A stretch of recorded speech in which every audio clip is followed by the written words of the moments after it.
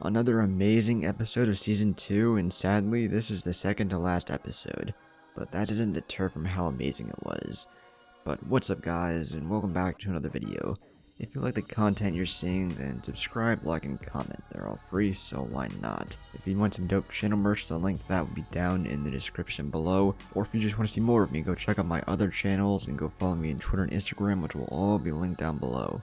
But without further ado, why don't we just dive right on in. So we started off where the last episode ended off with Emilia coming out from the graveyard and it's snowing. Emilia asks where the snow is coming from, and surprisingly, the villagers ask her if it was her, but she realizes that it was Puck who probably did it. But later on we find out that's not the case. And while all of this is going on, we see Roswaal, who is with a beaten up Ram. We find out from Puck that Roswaal got pissed off at Ram throwing his gospel into the fire and he beat the shit out of her.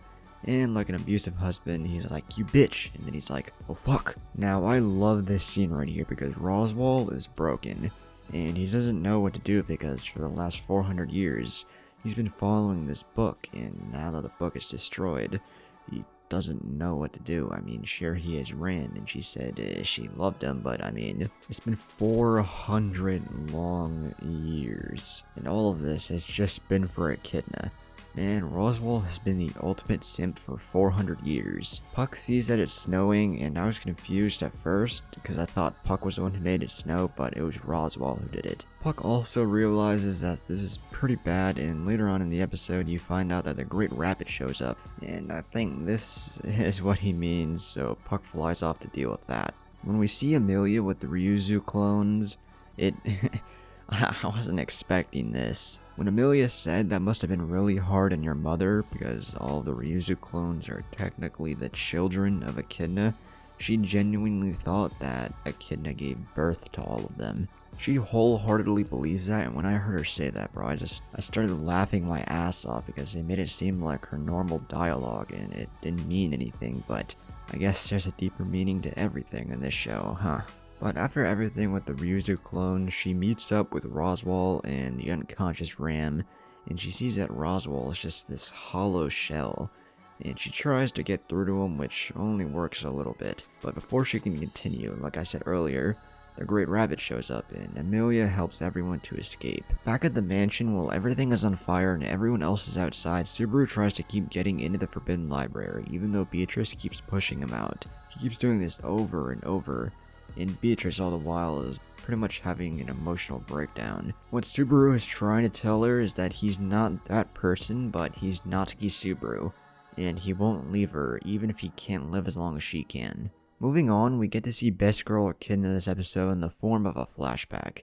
We see Echidna telling Beatrice to wait for that person in Roswaal's mansion, and to build the Forbidden Library to wait.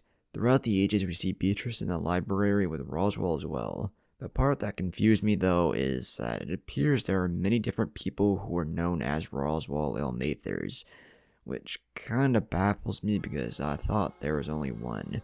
I mean, he remembers 400 years earlier and is stupid powerful. But after going back and looking at the scene again and looking more in depth to it and looking at every subtitle, I found out that it is different Roswaals.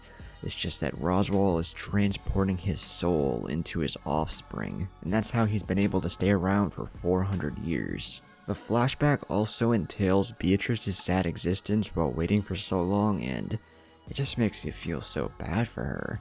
Luckily, Subaru comes in for the win, and even when the mansion is up in flames, he comes to Beatrice's aid and asks her to save him. He then gives her a heartfelt speech about how he'll always be together with her. And yet again, Subaru has pulled another bitch. Man has got game. Even though it's not really a romantic type love that they have for one another, it's just that they care deeply for one another now.